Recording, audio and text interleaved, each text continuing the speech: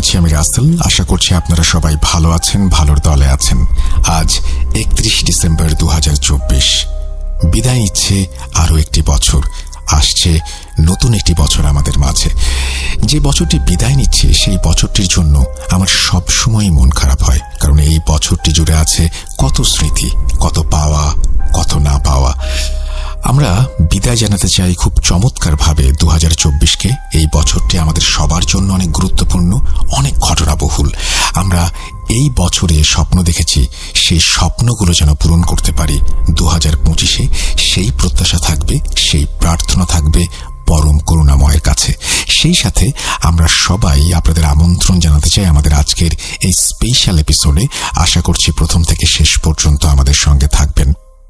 2024 আমাদের জন্য খুবই গুরুত্বপূর্ণ একটি বছর। আরও একটি কারণে এই বছরে আমরা সিদ্ধান্ত নেই আমরা ইউটিউবে শো করব, এবং এই বছরে আমরা সিদ্ধান্ত নেই আমরা বৃহস্পতিবারে একটি শো করব।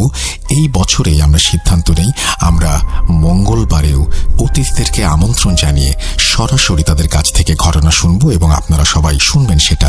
এই 2024-এই আমরা সিদ্ধান্ত নেই আমরা বিভিন্ন এলাকায় গিয়ে ঘটনা সংগ্রহ করব, এবং সেই ঘটনাগুলো আপনারা সরাসরি দেখতে পাবেন। সরাসরি দেখতে পাবেন মানে ওই এলাকায় গিয়ে সেইখানকার মানুষের কাছ থেকে সংগ্রহ করে নিয়ে আসা ঘটনাগুলোই ভিডিও আকারে আপনারা দেখবেন আমাদের ইউটিউব চ্যানেলে। আপনারা সহযোগিতার হাত বাড়িয়ে দিয়েছেন। আমাদের ইউটিউব চ্যানেলটি আর থেমে থাকেনি, এগিয়ে গেছে সামনের দিকে। সামনের সময়গুলোও ঠিক এইভাবে আমাদের পাশে থাকবেন, সেটাই প্রত্যাশা। আজকে এই স্পেশাল এপিসোডে আপনাদের সবাইকে স্বাগত জানিয়ে শুরু করছি আমাদের এই বিশেষ আয়োজন। চলুন শুরু করা যাক। আসসালামু আলাইকুম রাসেল ভাই। ওয়ালাইকুম সালাম। কেমন আছেন জিজ্ঞেস করলাম না, আশা করি সব সময় ভালো আছেন, ভালোর দলে আছেন। আমার নাম আবির, আমার বাড়ি কলকাতা। আজ আমি আপনাদের যে ঘটনা বলবো এটা আমার নিজের সাথে ঘটে যাওয়া একটা সত্য ঘটনা। ঘটনাটা কত ভয়ঙ্কর তা বলতে পারছি না, বাট ঘটনাটা আমার কাছে অনেক ইন্টারেস্টিং লেগেছে, তাই ঘটনাটি আজকে শেয়ার করলাম। যদি ঘটনাটি আপনাদের ভালো লাগে তাহলে অবশ্যই শ্রোতা বন্ধুদের সাথে শেয়ার করবেন। ঘটনাটি লিখতে গিয়ে যদি কোনো ভুল ভ্রান্তি হয়ে থাকে ছোট ভাই মনে করে ক্ষমা সুন্দর দৃষ্টিতে দেখবেন।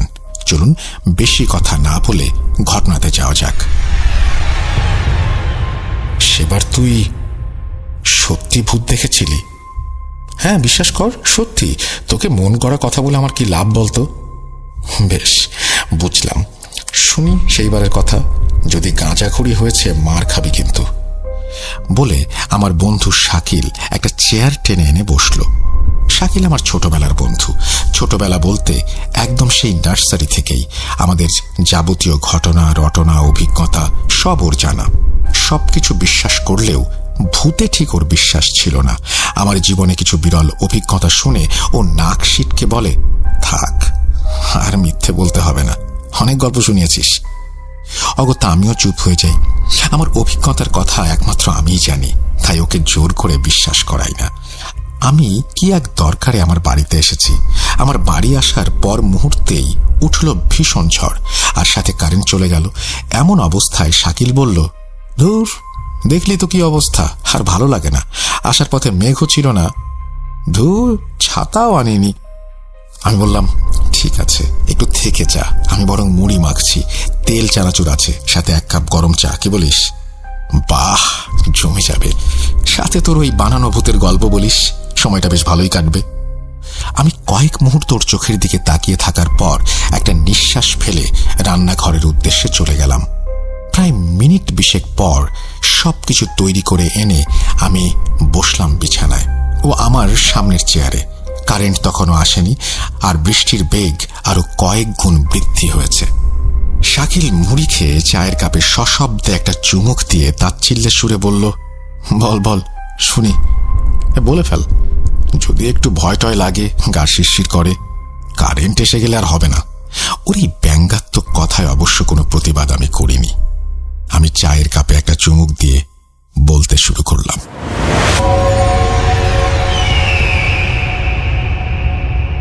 তুই তো জানিস আমার ফিল্ডে কাজ, অফিসের কাজের ঝক্কি থেকে এইসব কাজে ঝক্কি ও ঝামেলা অনেক বেশি। আর এইসব কাজের জন্য আমায় নানান জায়গায় যেতে হয়, রাত কাটাতে হয়। সেইবারও আমি গিয়েছিলাম অফিসের কাজে বর্ধমান। অবশ্য বর্ধমান যে এই প্রথম গেলাম তা না, এর আগেও গিয়েছিলাম, তবে সেবার আমি থাকিনি। কিন্তু এই 2 মাস আগে বর্ধমানে গেলাম, তখন অবশ্য আমায় এক রাত সেখানে থাকতে হয়েছিল। আর ঘটনাটা তখনকার। শাকিল হাত উঠিয়ে বলল, জানি জানি, তারপর বল, আসল গল্পটা বল। আমি বলে শুরু করলাম। সেইবার বর্ধমান পৌঁছাতে আমার একটু দেরি হয়ে গিয়েছিল। অবশ্য এতে আমার কোনো দোষ ছিল না, ট্রেন লেট ছিল। বর্ধমান স্টেশনে যখন নামলাম তখন বাজে দুপুর 2টা। এদিকে কাজ এখনো শুরু হয়নি, খিদেও লেগেছে ভীষণ। স্টেশনে যা হোক কিছু একটা খেয়ে সোজা চলে গেলাম আমাদের ক্লায়েন্টের অফিসে। ওখানে কাজ শেষ করে উঠতে উঠতেই সন্ধ্যে 6টা বেজে যায়। এর মাঝে অবশ্য ওই অফিসের ক্যান্টিনে আমি খেয়ে নিয়েছিলাম, তাই খিদের চাগারটা অতটা দেয়নি। কাজ শেষ করে দ্রুত এসে পৌঁছালাম স্টেশনে। কিন্তু এতটাই খারাপ ভাগ্য ছিল আমার যে কয়েক মিনিট আগে একটা আপ ট্রেন বেরিয়ে গেছে, আর এর পরে একটা ট্রেন আছে, সেটা অবশ্য রাত 9টায়। কিন্তু সেটা মাঝে মধ্যে লেট করে, কখনো 1 ঘন্টা, কখনো বা 2। কি করব ভেবে না পেয়ে স্টেশনেই রাত কাটানোর সিদ্ধান্ত নিলাম। তারপর আমি বলতে যাব, ঠিক সেই মুহূর্তে বাইরে ভীষণ ধ্বনিতে বাজ পড়ার শব্দ হলো। আমরা দুজনেই একটু চমকে উঠেছিলাম। আমি শেষ ট্রেনটার টিকিট কেটে স্টেশন মাস্টারকে জিজ্ঞেস করলাম ওখানে থাকার কোনো জায়গা আছে কিনা। স্টেশন মাস্টার ঘাড় নেড়ে বললেন যে এটা তো শিয়ালদা বা হাওড়া না, তাই আপাতত আমায় এই স্টেশনেই থাকতে হবে। আমি অগত্যা মশার কামড় সহ্য করে স্টেশনের মাঝে অবস্থিত একটা চেয়ারে হেলান দিয়ে অপেক্ষা করতে লাগলাম। ধীরে ধীরে যত সময় এগোতে লাগলো, লোক সংখ্যাও ধীরে ধীরে কমতে শুরু করলো। রাত তখন 8টা। খিদেটা আচমকা ফের চাগার দিয়ে উঠেছে।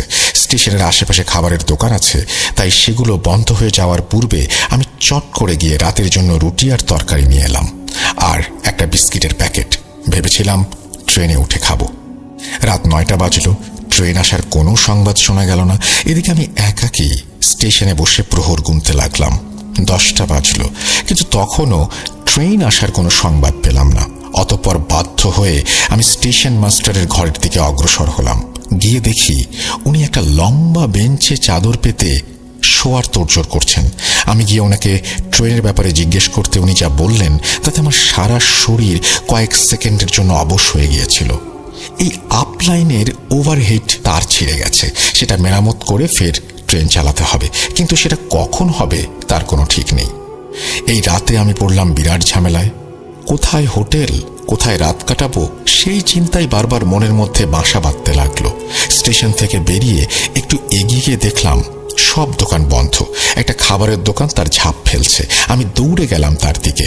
কাছে গিয়ে জিজ্ঞেস করলাম, দাদা এখানে থাকার কোনো হোটেল পাওয়া যাবে? 1 রাত থাকার।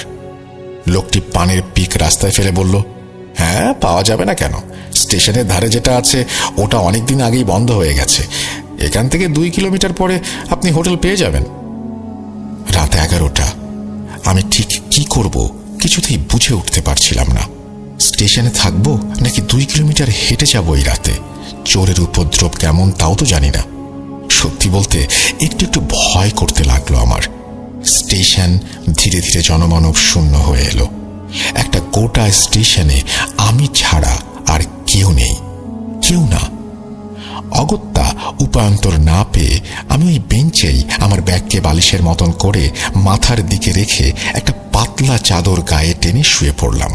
রাত তখন ঠিক কটা হবে জানি না, হঠাৎ কাশির শব্দে ঘুমটা ভেঙে গেল। ঘুম জড়ানো চোখের সামনের দিকে তাকাতেই দেখি একজন বয়স্ক লোক, গায়ে চাদর জড়ানো, বসে আছেন। চোখ কচলে একবার তার দিকে তাকিয়ে দেখে নিলাম। স্টেশনের বেশ কিছু আলো নিভিয়ে দেয়া হয়েছে, 2-1টা জ্বলছে, তারও জ্যোতি খুব একটা জোরালো নয়। এমন আবছা আলো ও অন্ধকারে কেমন একটা গা ছমছমে পরিবেশের সৃষ্টি হয়েছিল এই স্টেশনে।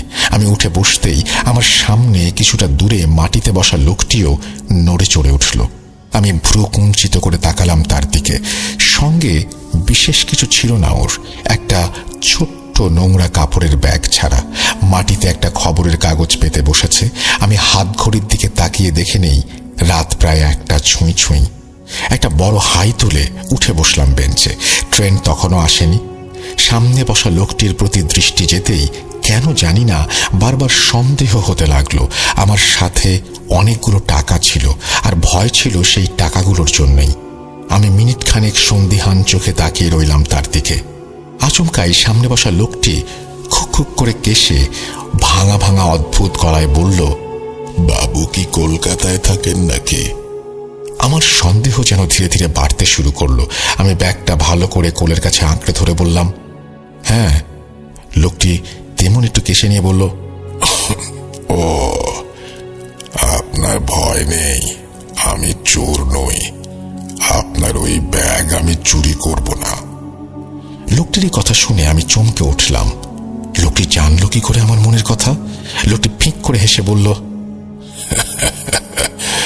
আপনি যেভাবে ব্যাগটা আঁকড়ে ধরে আছেন তাতে সবাই বুঝতে পারবে। মনে মনে অবাক হলাম। লোকটির দৃষ্টি আছে বলতে হয়।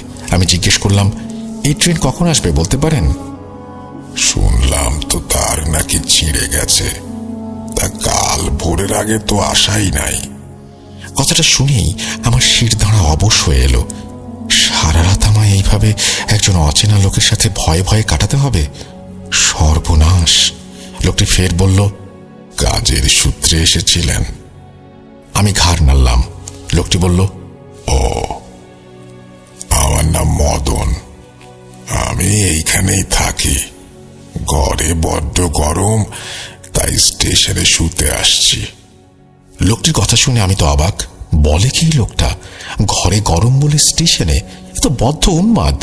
কথাটা মনে হতেই ভয় আরো বেশ কয়েক গুণ চেপে বসলো আমার ওপর। জানিসই তো শাকিল, ভূতের থেকে পাগলের ভয় বেশি। আমার কথা শুনে শাকিল মাথা নেড়ে বলল, তারপর? লোকটির কথা শুনে আমি কোনো উত্তর দিলাম না। ব্যাগ থেকে বিস্কিটের প্যাকেট বের করে খেতে শুরু করলাম। লোকটি আমার দিকে এক দৃষ্টিতে তাকিয়ে। এই আলো অন্ধকারে লোকটিকে ভালো করে দেখারও কোনো উপায় নেই। শুধু এইটুকু বুঝতে পারছিলাম, লোকটির মুখমণ্ডল ছাড়া বাকি আপাত মস্তক চাদরে আবৃত। চোখ মুখ অস্পষ্ট, তবে যেটুকু বুঝলাম তার গাল ভর্তি দাড়ি, চোখের চাহনিও বড় অদ্ভুত। হঠাৎ করে লোকটি বলে উঠল, আমায় একটা বিস্কিট দেবেন, খুব খিদে পেয়েছে। অগত্যা আমি পুরো বিস্কুটের প্যাকেটটা এগিয়ে দিলাম তার দিকে। লোকটি তখন একটা অদ্ভুত কথা বলল, আপনি ছুঁড়ে দিন, আমি নিয়ে নেব। লোকটি আমার থেকে 20 হাতের দূরত্বে। আমি ছুঁড়ে দিলাম তার দিকে বিস্কিটের প্যাকেটটা। বিস্কিটের প্যাকেট হাতে পেয়ে তার মুখের কি অভিব্যক্তি হয়েছিল তা এই আঁধারে বোঝার কোনো উপায় নেই। লোকটি একটি বিস্কিট মুখে পড়ে বলল, জানেন, আমারও একটা পরিবার ছিল, বাবা মা বউ ছেলে মেয়ে সবাই ছিল।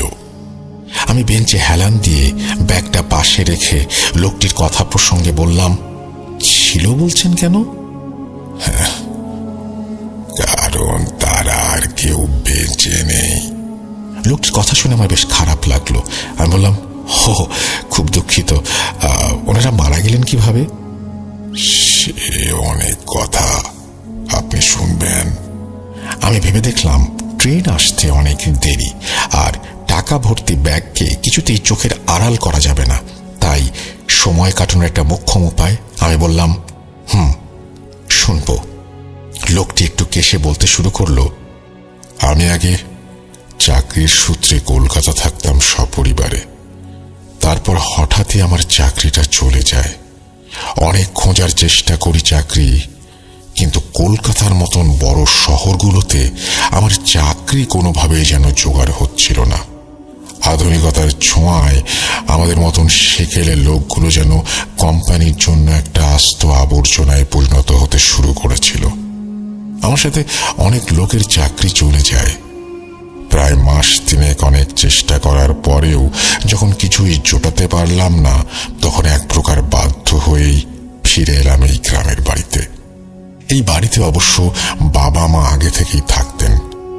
আমি, আমার স্ত্রী ও ছেলে এসে জুটলাম। ওইটুকু খাবার, তার উপর 5 জন প্রাণী। স্বাভাবিকভাবে ভাড়ায় টান পড়ল।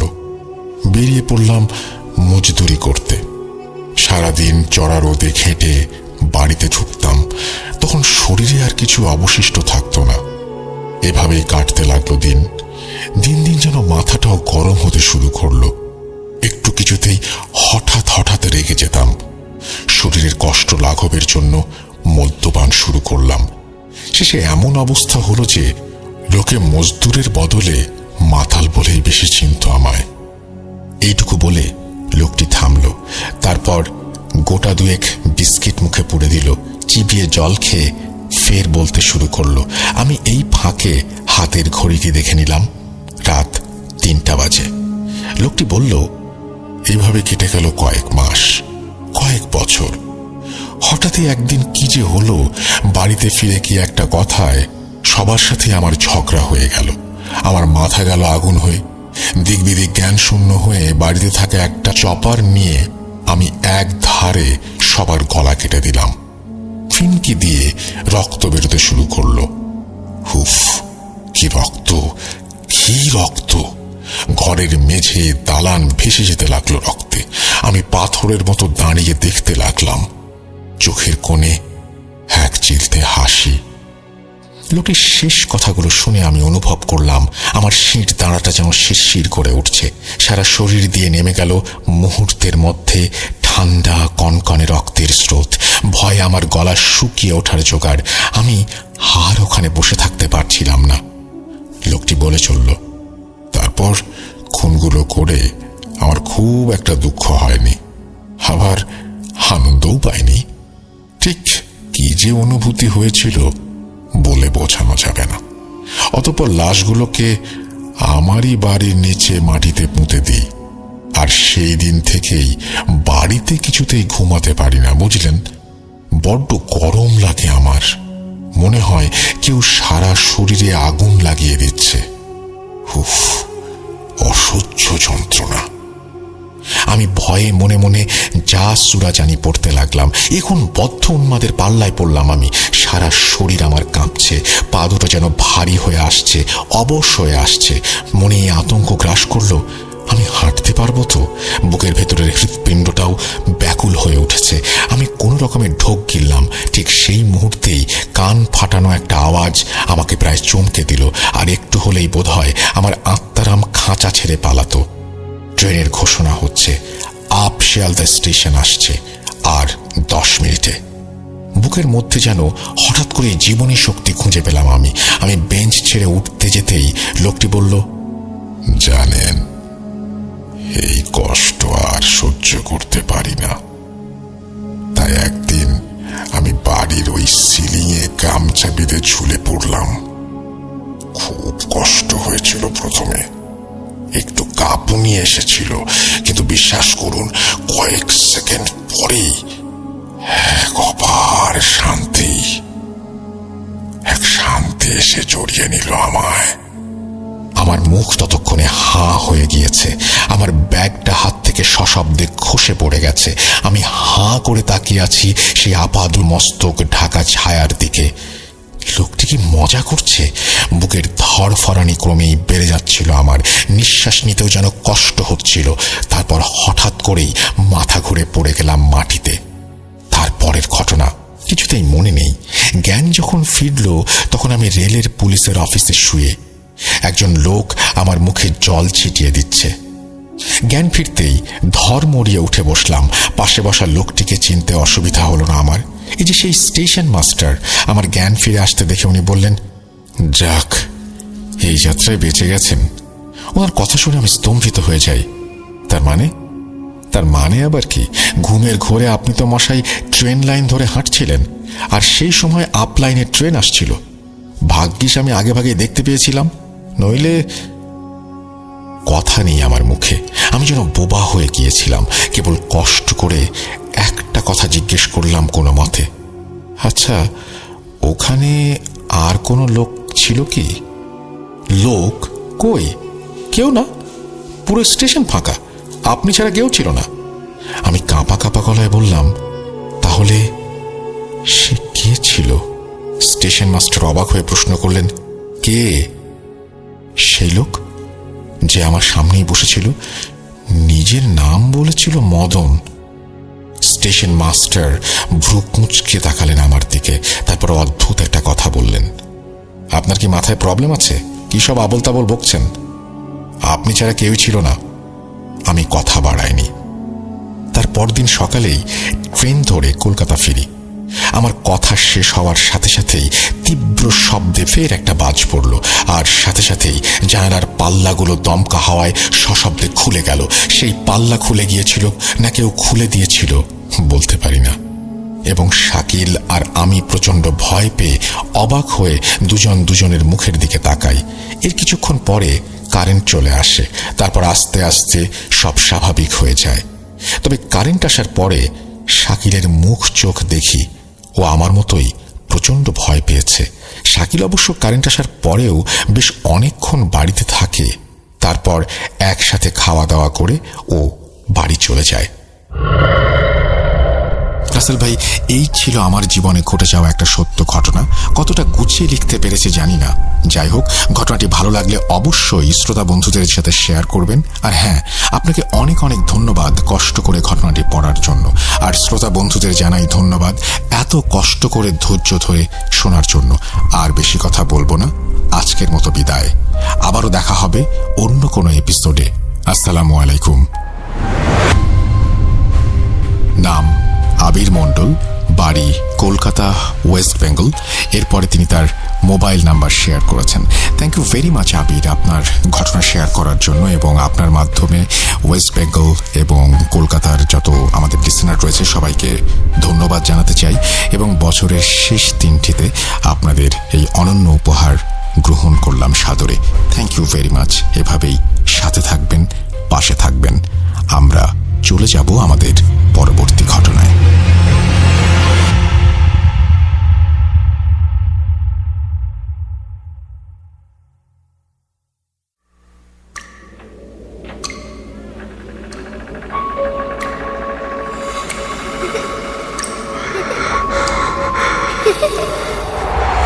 লুকোচুরি খেলবে? লুকোচুরি?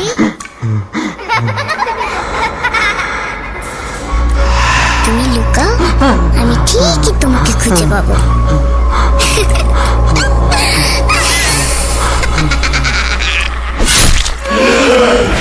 Voot.com with Russell.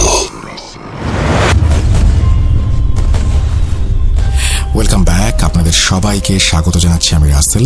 ঘটনায় ঘটনায় ভয়ের রাজ্যে আমরা বিদায় দিতে চাই পুরনো বছরকে। আর সেই জন্যই আমাদের আজকের এই বিশেষ আয়োজন। আমরা চলে যাব আমাদের পরবর্তী ঘটনায়। যেভাবে লেখা আছে আমি সেভাবেই শুরু করছি।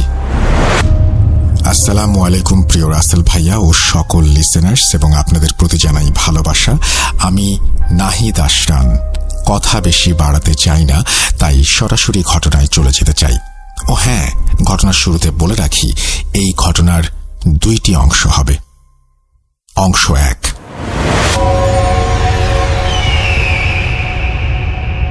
আমাদের গ্রামের বাসা ঝিনাইদহ জেলার শৈলকুপা পৌরসভার কাজীপাড়া গ্রামে। সময়টা 2006-07 সালের দিকে। তখন আমরা পরিবার সহ ঢাকাতে থাকতাম। হঠাৎ আমাদের গ্রামের বাসা থেকে খবর আসে আমার চাচাতো ভাই অনেক অসুস্থ। তখন আমি অনেক ছোট, তাই অসুস্থ শুনে খারাপ লেগেছিল ঠিকই, কিন্তু বাবার ছুটি না থাকায় আমরা কেউ গ্রামে যেতে পারিনি। পরবর্তীতে আমরা সপরিবারে গ্রামে যাই এবং জানতে পারি আমার চাচাতো ভাইকে নাকি জিনে ধরেছিল। ভূতের গল্প হওয়ায় আমি শুনতে আগ্রহ প্রকাশ করি, কারণ আমি ছোটবেলা থেকেই ভূতের গল্প শুনতে ভালোবাসি। বলে রাখা ভালো যে গ্রামের মধ্যে রাস্তার পাশেই আমাদের একটি বাগান আছে এবং এই বাগানের মধ্যেই আমাদের পারিবারিক গোরস্থান।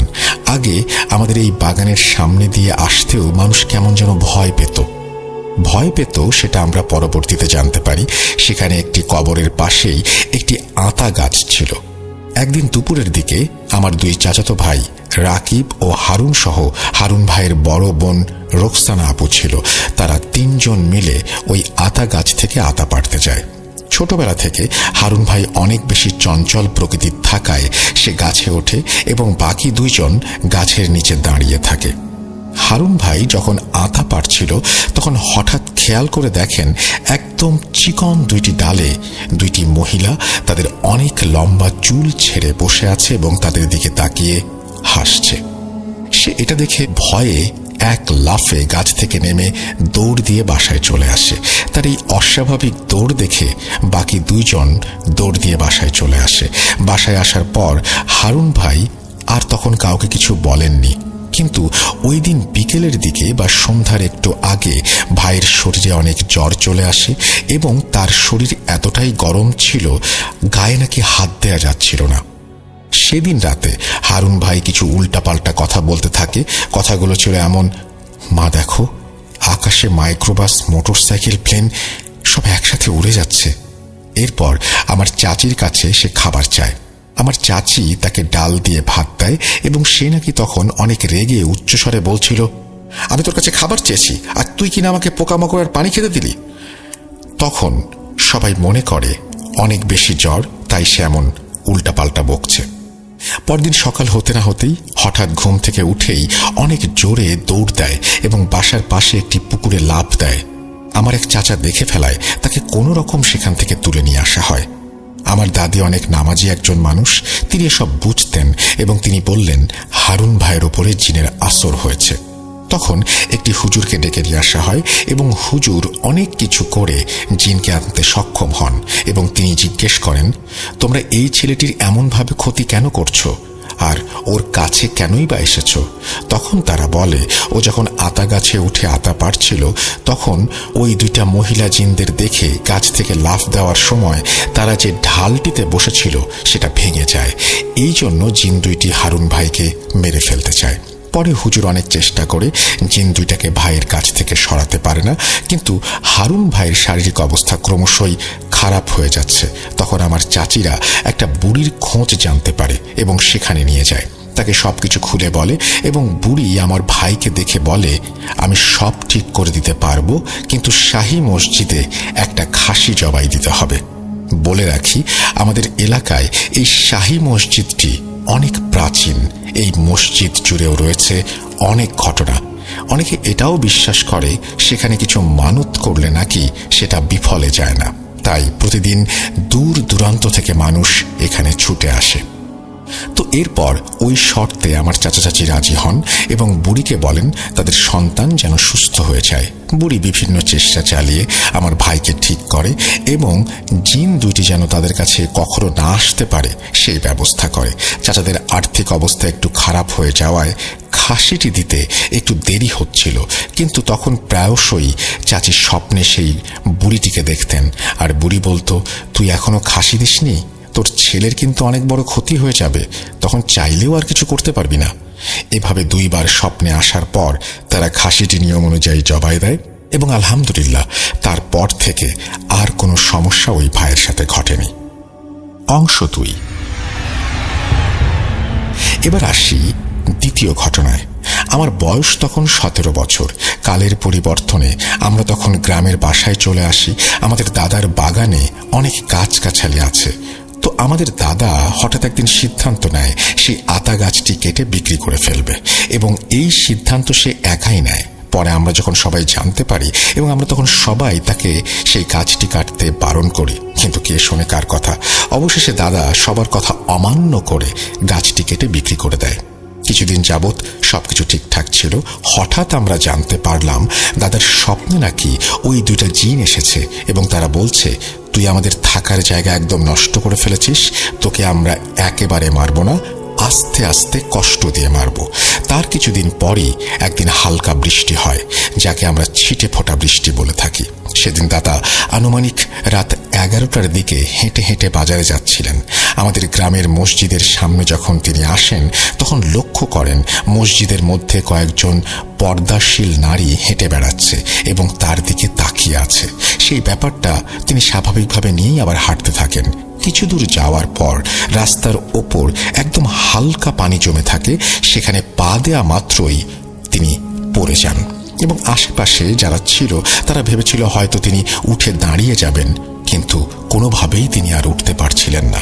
তারপর সবাই এসে তাকে ধরে ওঠানোর চেষ্টা করে, কিন্তু তিনি আর দাঁড়াতে পারছিলেন না। তখন বাসায় কেউ একজন ফোন দিয়ে বলে দাদা রাস্তায় পড়ে গিয়ে আর উঠে দাঁড়াতে পারছেন না। এই কথা শুনে আমরা সবাই তাড়াতাড়ি করে তাকে হসপিটালে নিয়ে যাই এবং এক্স-রে করে দেখা যায় তার ডান পাটি কোমরের নিচ অংশ থেকে পুরোপুরিভাবে ভেঙে বিচ্ছিন্ন হয়ে গেছে। এখনো তার পা ঠিক হয়নি এবং আমার দাদা ধীরে ধীরে যেন সব জ্ঞান হারিয়ে ফেলে, যার তার সাথে খারাপ আচরণ করে এবং অনেক শিরকমূলক কথা বলে, যা তার এই বয়সে বলা মানায় না। আস্তে আস্তে তিনি উন্মাদ হয়ে যাচ্ছেন। আমার দাদার জন্য সবাই দোয়া করবেন। স্টোরিটি সিলেক্টেড হলে পড়ে শোনাবেন। ভুল ত্রুটি ক্ষমা সুন্দর দৃষ্টিতে দেখবেন। আল্লাহ হাফেজ। এই বলে তিনি তার ঘটনা শেষ করেছেন। আশা করছি ঘটনাটি আপনাদের কাছে ভালো লেগেছে। আমরা এই পুরনো বছরকে বিদায় দেওয়ার জন্য বিশেষ এই আয়োজনে আপনাদের সবাইকে আবারও আমন্ত্রণ জানাচ্ছি এবং আশা করছি আরও যে ঘটনাগুলো আছে সেই ঘটনাগুলো আপনারা শুনবেন। কথা না বাড়িয়ে আমরা চলে যাব আমাদের পরবর্তী ঘটনায়।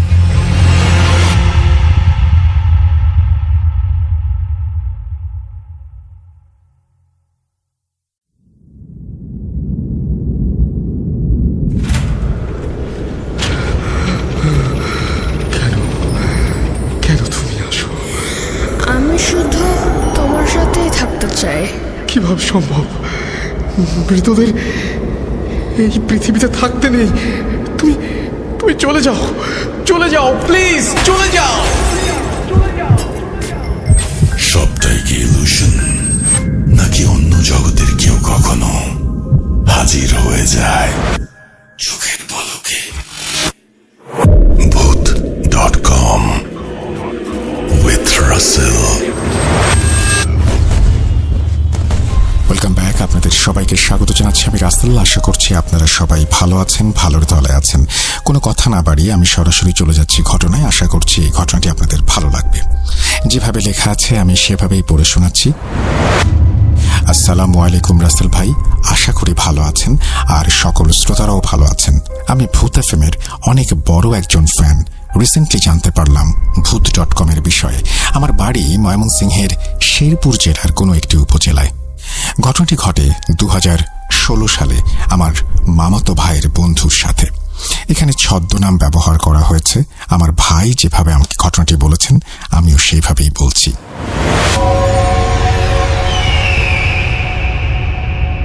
আমরা ছিলাম দুই বন্ধু, দুইজনেই ইন্টারমিডিয়েট পরীক্ষা দিয়ে আনন্দের সময় কাটাচ্ছিলাম। আমার বন্ধু রাজীবের পাশের এলাকার একটি মেয়ের সাথে তার সম্পর্ক ছিল। একদিন রাতে আকাশটা ছিল খুব অন্ধকার। আমার বন্ধু রাজীব ঠিক করলো যে আজকে সে তার সেই প্রিয় মানুষটির সঙ্গে দেখা করতে যাবে। যেই ভাবা সেই কাজ, সাথে সাথে সে তার প্রিয় মানুষ সাথীর সাথে কথা বলল দেখা করার জন্য। তাদের দেখা করার জায়গাটা সাথীদের বাড়ির পেছনের ছোট একটি বাঁশঝাড়ের ভেতরে। বাঁশঝাড়ের পাশেই একটি কলা বাগান, আর তারপরেই গ্রামের বুক চিরে বয়ে গেছে পুরনো একটি খাল। একটু পরেই দুই বন্ধু মিলে রওনা দেয়। চারদিকে ঘুটঘুটে অন্ধকার, হালকা ঠান্ডা বাতাস বইছে, আকাশটা সম্পূর্ণ কালো। আমরা দুজনে দুইটি সিগারেট জ্বালিয়ে হাঁটতে থাকি। প্রায় 20 মিনিটের রাস্তা যেতে হবে। গ্রামের রাস্তা হওয়াতে একদম জনমানবহীন, গা ছমছমে অবস্থা। সাথীদের বাড়ির কাছে এলে রাজীব বলে, তুই কলাবাগানেই থাক, আমি দেখা করে আসি। রাজীব চলে যায়।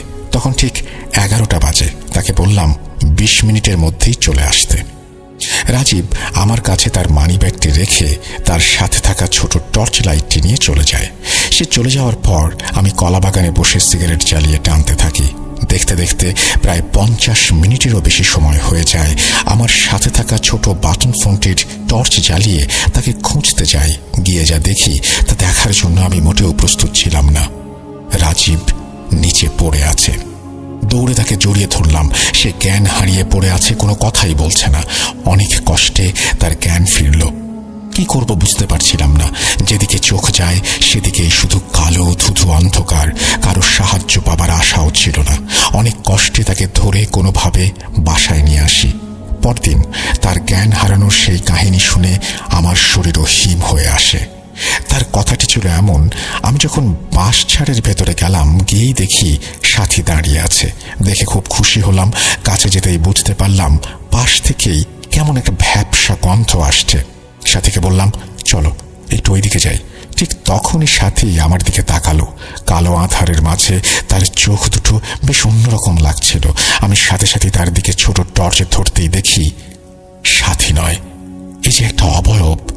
মুখটা অস্পষ্ট, চোখ দুটি মনে হচ্ছিল জল জল করছে। গন্ধটা হঠাৎ খুব বেড়ে যায়, মনে হচ্ছিল যেন পেট ফেটে মারাই যাব। তখনও নিজেকে শক্ত রেখে দাঁড়িয়েছিলাম। চারিদিকে পিনপতন নীরবতা। তার মধ্যে হঠাৎ করেই টর্চটা বন্ধ হয়ে গেল। সব অন্ধকার। চোখের সামনে শুধু জল করা এক জোড়া চোখ। যখনই দৌড়াতে যাই তখনই বুঝতে পারি আমার পা দুটো কেউ টেনে ধরেছে। জোর গলায় তোকে ডাক দিতে গিয়েও গলা থেকে কোনো শব্দ বের হচ্ছিল না। কেউ যেন বুকের ওপরে বসলো, মনে হলো যেন পুরো একটি পাহাড় আমার বুকের ওপরে চাপিয়ে দিয়েছে কেউ। শ্বাস নিতে পারছিলাম না। অন্যদিকে দুর্গন্ধ খুব জোরালো হয়ে গেল। এই অবয়বটা লোমশ হাতে আমার গলা চেপে ধরলো। তার মুখের লালাগুলো আমার মুখে ছিটকে পড়ছে। ভেবেছিলাম এটাই হয়তো আমার জীবনের শেষ দিন। মনে মনে আয়াতুল কুরসি পড়ছি। ঠিক কতক্ষণ দোয়া করেছি মনে নেই। এই বলে রাজীব তার ঘটনা শেষ করল। সেদিনের মতো তাকে বাড়িতে রেখে আমি বাড়িতে চলে যাই। তার 1 মাস পরে ঢাকায় চলে যাই। সবকিছু ঠিকঠাক চলছিল, কিন্তু হঠাৎ একদিন সন্ধেবেলায় রাজীবের বাবার ফোন আসে। তিনি যা বললেন তা শোনার জন্য আমি মোটেও প্রস্তুত ছিলাম না। ওনার কথা শুনে স্তব্ধ হয়ে গেলাম। তিনি ঠান্ডা কাঁদো কাঁদো গলায় বললেন, রাজীব আর নেই বাবা। শুনেই আকাশটা যেন হঠাৎ করে মাথার উপরে ভেঙে পড়ল। হৃদয়টা দুমড়ে মুচড়ে গেল। ছোটবেলা থেকেই দুজনে একসাথে বড় হয়েছি। কখনো ভাবিনি এভাবে আমাদের পথ চলা শেষ হবে। জিজ্ঞেস করলাম, কি হয়েছে তার সাথে? ফোন কেটে গেল। পাথর হয়ে বসে রইলাম। কিছু ভেবে উঠতে পারছিলাম না। কোনোভাবে নিজেকে সামলে নিয়ে অফিসের বসকে বলে ছুটি নিয়ে সাথে সাথেই ঢাকা মহাখালী বাস টার্মিনাল থেকে শেরপুরের বাসে উঠি। যেতে যেতে রাতের আঁধার কেটে ভোর হয়ে আসে। রাজীবদের বাসায় গেলাম। দুপুরে পুলিশের থেকে লাশ এনে বাড়ির উঠোনে রাজীবের লাশ রাখা হয়েছে। আমি কাছে গেলাম। তার মুখটা দেখে নিজেকে সামলাতে পারছিলাম না। কেঁদে ফেললাম। মনে হচ্ছে তার গাল দুটি কেউ পুড়িয়ে দিয়েছে। পরদিন বিকেলে তাকে মাটি দেয়া হয়। পরে তার ছোট ভাইয়ের কাছে শুনতে পারি তার মৃত্যুর রহস্য। তার ভাই যেভাবে বলে, সেদিন রাতে ভাইয়াকে খাবারের জন্য ডাকতে গিয়ে দেখি ভাইয়া ঘরে নেই। একটু পর আবারও যাই, কিন্তু তার কোনো খোঁজ নেই। রাত কেটে যায়। সকালে তার ঘরের দরজায় গিয়ে দেখি তখনও রাতের মতোই তালা দেওয়া। তখন ভাইয়ার প্রতি খুব রাগ হয়। আব্বুকে গিয়ে বলি। আব্বু ভাইয়াকে ফোন দেয়, কিন্তু তার মোবাইল বন্ধ পাচ্ছিল। তারপর সারা গ্রামে তাকে খোঁজা হয়। আত্মীয় স্বজনের বাড়িতেও ফোন দেওয়া হয়, কিন্তু কোথাও তার খোঁজ মেলে না।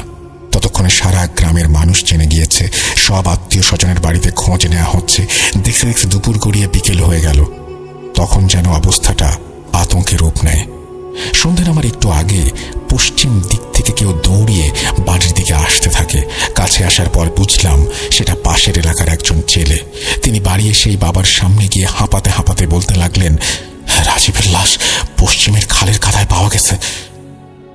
একটু দম নিয়েই আবার বললেন, মনে হচ্ছে সারা শরীরে আগুনের ছ্যাঁকা দেওয়া। আপনারা তাড়াতাড়ি আসেন। আমরা সবাই ছুটে গেলাম। গিয়ে দেখি অনেক মানুষ। আমরা যেতেই সবাই সরে গিয়ে রাস্তা করে দিল। চোখের সামনে কাঁদা মাখানো ভাইয়ের লাশ। মনে হচ্ছিল তার চোখ দুটো যেন বড় হয়ে বেরিয়ে আসবে। শরীরটা ফুলে গেছে। এই বলে রাজীবের ভাই কেঁদে উঠল। আমি নিজের চোখের জল আটকে রাখতে পারিনি। তারপর অন্য এক সমস্যা। পুলিশের পোস্টমর্টম রিপোর্টে তাকে খুন করা হয়েছে এমন কোনো তথ্য পাওয়া যায়নি। আর তার শরীরে কেন পোড়া ছাপ বা সেগুলো পোড়া ছাপ কিনা তাও বোঝা যায়নি। সেদিন রাতে রাজীবের সাথে কি হয়েছিল সেটা শুধু ওপরওয়ালাই ভালো জানেন। কিছুদিনের মধ্যে রাজীবের বাবা একটি কবিরাজের সাথে কথা বলে জানতে পারে তার উপরে কালো জাদু করা হয়েছিল। কবিরাজ আরও বলে কোনো একটি মেয়ের কবর থেকে শরীরের হাড় দ্বারা তাকে কালো জাদু করা হয়েছে। তারপর সেই কবিরাজ কালো জাদু করেছিল তার সাথেও কথা বলে এবং সত্য জানা যায়। এখানে ইন্টারেস্টিং ব্যাপার হলো রাজীবের লাশ সাথীদের বাড়ির পাশের খালেই পাওয়া যায়। আর রাজীবের সাথে কি হয়েছিল সেটা দেখার জন্য কবিরাজ রাজীবের কবরের মাটি ব্যবহার করেছিল। এই ছিল আমার সংগ্রহীত সম্পূর্ণ সত্য ঘটনা। ভালো লাগলে অবশ্যই ভূত.com-এ আপনি পড়ে শোনাবেন। গুছিয়ে লেখার চেষ্টা করেছি, ঘটনাটি সিলেক্টেড হলে অবশ্যই আমাকে জানাবেন। মোহাম্মদ শামীম, শেরপুর, ময়মনসিংহ থেকে এই ঘটনাটি লিখেছেন। আমি প্রথম থেকে এই ঘটনার শেষ পর্যন্ত আমি খুবই অপেক্ষা করছিলাম এটা জানার জন্য যে এটি কোনো হত্যাকাণ্ড কিনা। কারণ প্রথম ঘটনাতেও আমার মনে হয়েছিল যে কেউ তাকে হয়তো মেরেছে, বাঁশবাগানে ফেলে রেখেছে। পরবর্তীতে আমার মনে হয়েছিল যে খালের পানিতে হয়তো কেউ তাকে মেরেই ফেলে রেখেছে। কিন্তু পোস্টমর্টম রিপোর্ট সাধারণত হওয়ার পরে এটার সন্দেহের অবকাশ থাকে না। আপনারা বলছেন মুখে পোড়া দাগ, সেগুলো আসলে পানিতে থাকার কারণে কিনা বা অন্য কোনোভাবে এসছে কিনা। নিশ্চয়ই পোস্টমর্টমের রিপোর্টটা যদি আরেকটু ডিটেইলে আমাদের জানাতে পারতেন তাহলে হয়তো জিনিসগুলো আরও পরিষ্কার হয়ে যেত। যাই হোক, আমরা বছরের শেষ সময় শুরু করছি। এখন এত এই সমস্ত বিষয়ে চিন্তা না করে ভয় যে পাচ্ছি এটাই বড় কথা। আমরা চলে যাব আমাদের পরবর্তী ঘটনায়।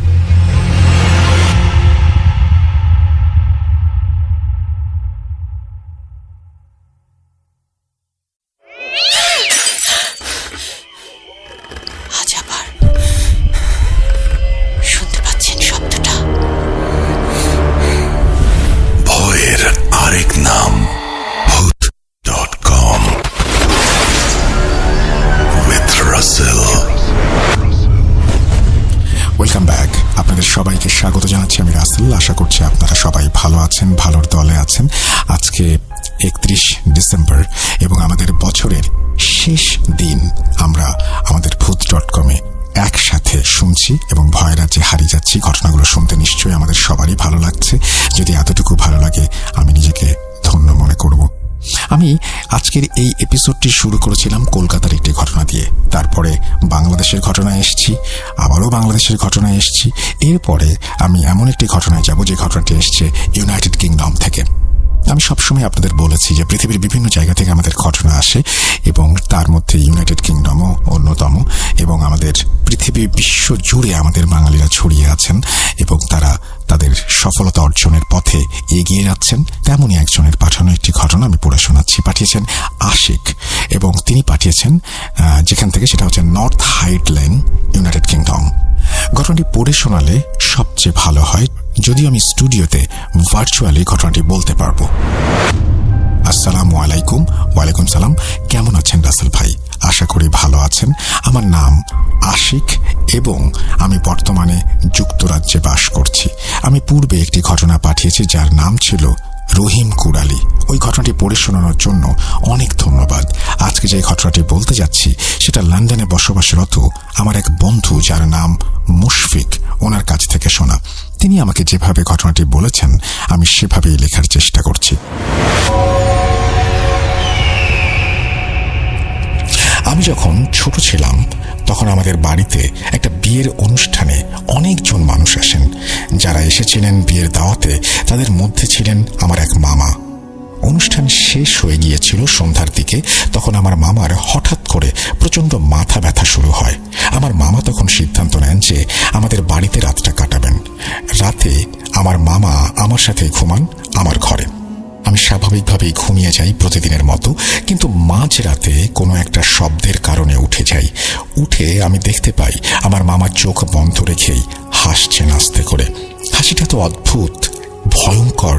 আমার মামাকে আমি কয়েকবার ডাক দিলাম ওঠার জন্য, কিন্তু তারপরও আমার মামা ঘুম থেকে ওঠে না। আমি ভেবেছিলাম যে হয়তো মামা কোনো একটা স্বপ্ন দেখছে এবং এই কারণেই হয়তো এরকমভাবে হাসছে। তারপর আমি আবার ঘুমিয়ে যাই। সকালে আমি ঘুম থেকে উঠে দেখতে পাই যে অনেকজন লোক আমার বিছানার পাশে একত্রিত হয়ে দাঁড়িয়ে আছে। আমার মামাকে অনেক ডাক দেওয়ার পরেও ওনাকে ঘুম থেকে ওঠানো সম্ভব হচ্ছে না। আরেকটা রহস্যজনক ব্যাপার হলো যে তিনি তখনও হাসছিলেন আস্তে আস্তে, কিন্তু অন্যরা কিছু জিজ্ঞেস করলে কোনো জবাব দিচ্ছিলেন না। পুরোটা দিন মামা এভাবেই বিছানায় শুয়েছিলেন। পরের রাতে আমি অন্য এক রুমে চলে যাই। যেহেতু আমি প্রচণ্ড ভয় পেয়েছিলাম সেই কারণে আমি মামার সাথে আর ঘুমাতে সাহস করিনি। ওই রাতে কোনো এক কারণে আমি আমার রুমে প্রবেশ করি যেখানে আমার মামা শুয়েছিল। তখন দেখতে পাই যে আমার মামা সেখানে নেই। আমি আবার আমার রুমে চলে যাই, মানে যে রুমে আমি ঘুমাচ্ছিলাম, এবং বাবাকে বিষয়টা জানাই। আমার বাবা তখন সিদ্ধান্ত নেন যে আমার মামাকে খুঁজতে যাবেন। অনেক খোঁজাখুঁজির পর আমরা সিদ্ধান্ত নেই যে আমাদের ছাদে আমরা যাব দেখতে। আমরা যখন সিঁড়ি দিয়ে উপরে উঠলাম তখন দেখতে পেলাম ছাদে প্রবেশ করার দরজাটা বন্ধ, কিন্তু আমরা দরজার এক ফাঁক দিয়ে দেখতে পাই যে আমার মামা চোখ বন্ধ করে দাঁড়িয়ে আছে ছাদের এক প্রান্তে। আমার মামা তখনও হাসছিলেন এবং ওনাকে দেখতে ভয়ঙ্কর লাগছিল। উনি চোখ বন্ধ করে এবং কোনো চাবি ছাড়াই ছাদে কিভাবে প্রবেশ করলেন সেটা একটা রহস্য। আমার বাবা দ্রুত চাবি নিয়ে আসেন এবং মামাকে জোর করে টেনে নিয়ে আসেন বাড়ির ভেতরে। পরদিন আমার বাবা একজন চিকিৎসক নিয়ে আসেন আমাদের বাড়িতে আমার মামাকে সুস্থ করার জন্য। চিকিৎসক যখন আমার মামাকে দেখেন তখন আমার মামা হেসে যাচ্ছিলেন চোখ বন্ধ রেখে। এটা দেখে চিকিৎসক অনেক অবাক হয়ে যান। তিনি একটা